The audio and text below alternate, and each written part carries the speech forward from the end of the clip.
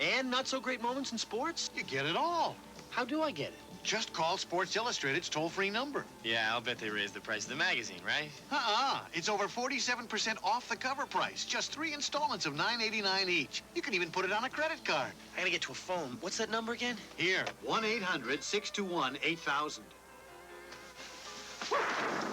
Hi, have you heard of not-so-great moments in sports? I hope you're enjoying this June weekend with me up in Wisconsin, Walleye Weekend. You know what we're going to do right here is let those walleye rest just a little bit. Boy, they were biting like just like we want them to a minute ago, weren't they? Well, we get back to them in just a little bit. Let's look at some dairy farming right now. Do you realize that they produce 87 million gallons of milk in Fond du Lac County each year? That's an astounding figure to me. And I'm the kind of guy that likes to drive around farmlands and look at the beautiful barns and the beautiful farms and the countryside. I find that all very, very interesting. But not only now do we have dairy farming up here and walleye fishing, we've got some other things too. For instance, there's Harkon Marsh, the National Wildlife Refuge. I spent a little time on this refuge, and the folks up there were so nice to show us around. Not many ducks and geese in the area in the summertime, but in October, you do not want to miss the fall flyway. There's nearly 100,000 Canadian geese, along with probably an equal amount of different kind of ducks all across the marsh. And for a stretch of several weeks, this is the place to be in Wisconsin. And I guess that this wildlife, the marsh and this wildlife, is an inspiration to the people around this area, because we find a lot of really great artists and decoy carvers, such as Jim McKenzie right here, that do such a, well, on a national level, maybe some of the best in our country.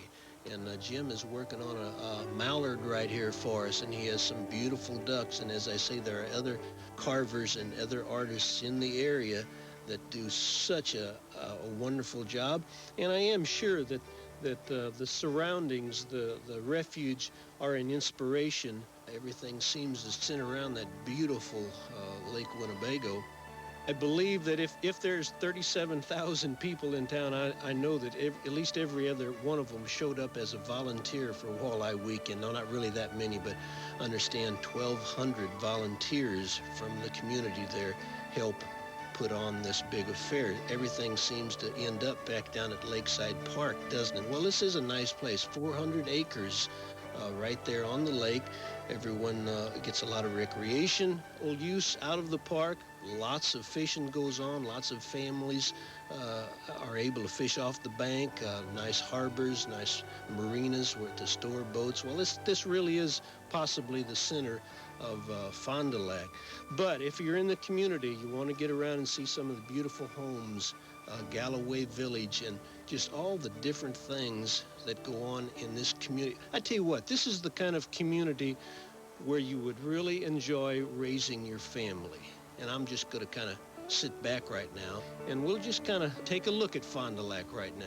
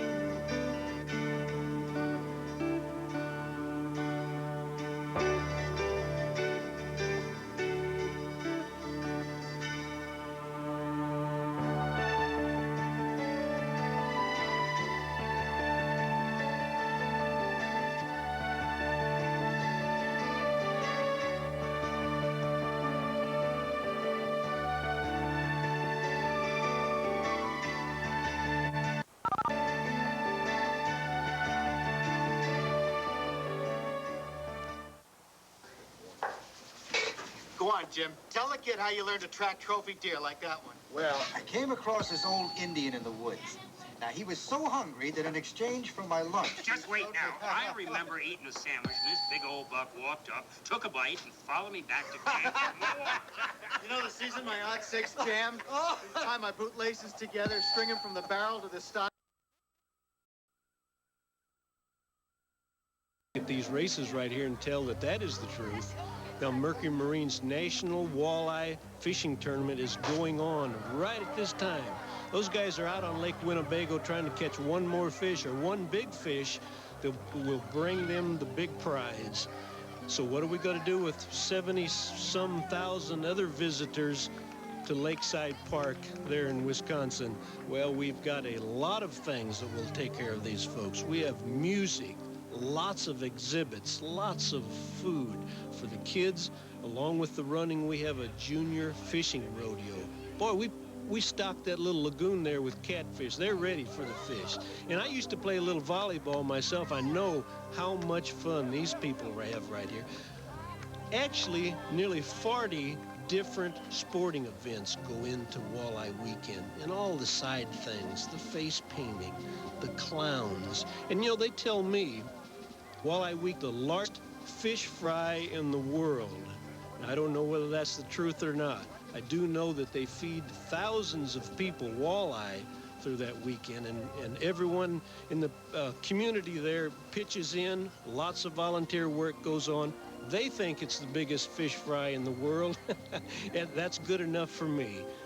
Here's one of those events I was telling you about, the canoe races, but probably one of the real top events is the milk carton boat races. Have you ever tried to build a boat out of milk cartons? Well, we're roughly calculating about 2,000 milk cartons. We'll have 950 milk cartons just forming the basis or the flotation, and another 1,000 or more forming the general design of the top of the boat. So it'll hold about 3,500 pounds. Now, that includes the boat and all the people sitting on it. We're planning for about 6 people, and we want to have a little extra buoyancy just in case. But it should hold up 6 to 8 people. We'll probably have 150 to 200 hours involved in making it once we get done. Now, you didn't believe that Gary's boat was going to float, did you? I'm not real sure I did at the beginning, but I saw the living proof. What an interesting affair that was. Hey, back to the walleye tournament. Harvey Schaefer, Bob Zimmerman, and Mike Peebles have got a head start on everybody, but this is a new day. That old sun is coming up again about 5 o'clock. A nice, calm morning. Everyone at the starting line ready to go again.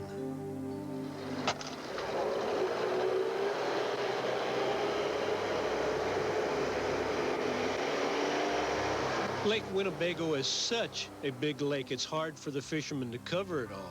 And they all have different ways to fish it. Ralph Bruner, one of the contestants, talked to me about some of the better methods that it takes to catch walleye.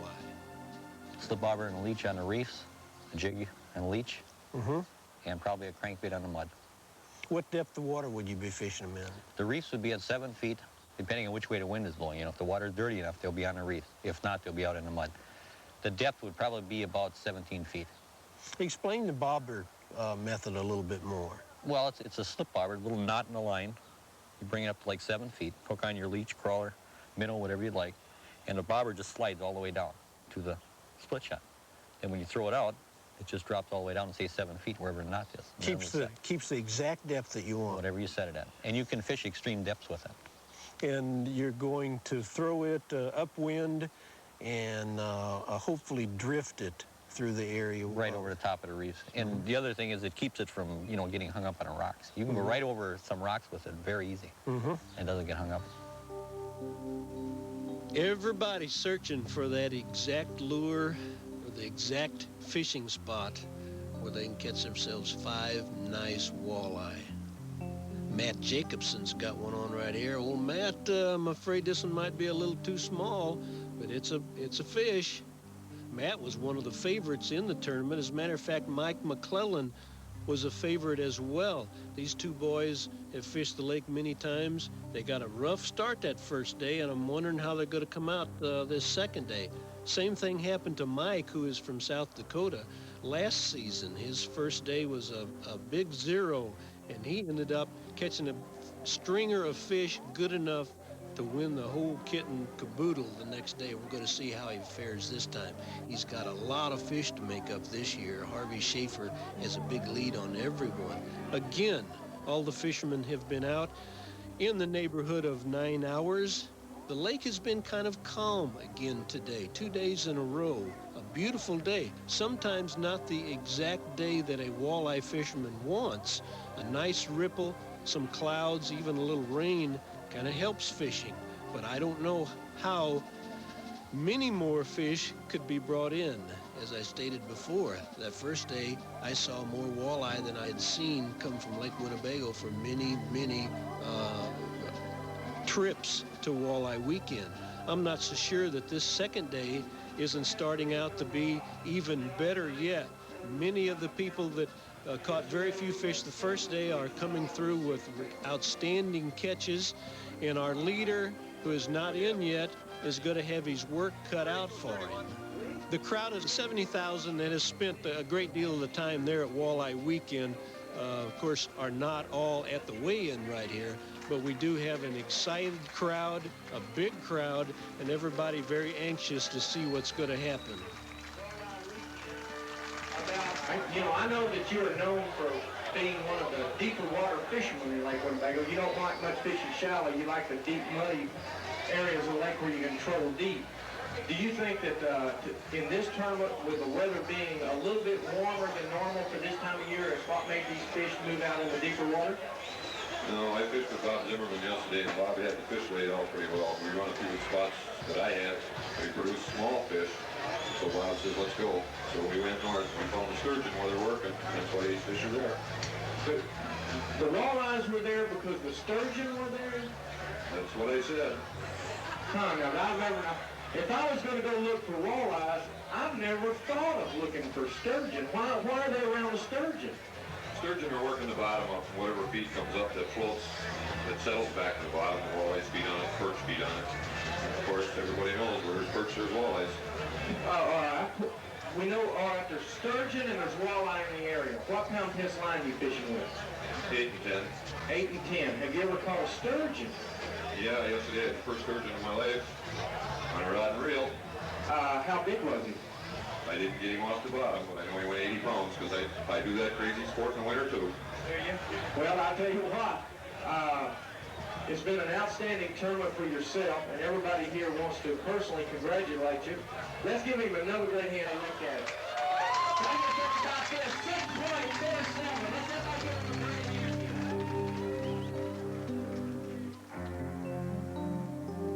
Well, Mike Peebles held his position at third place with a real nice catch at 31 pounds, and he was just barely behind Garden Swartz with 32 pounds.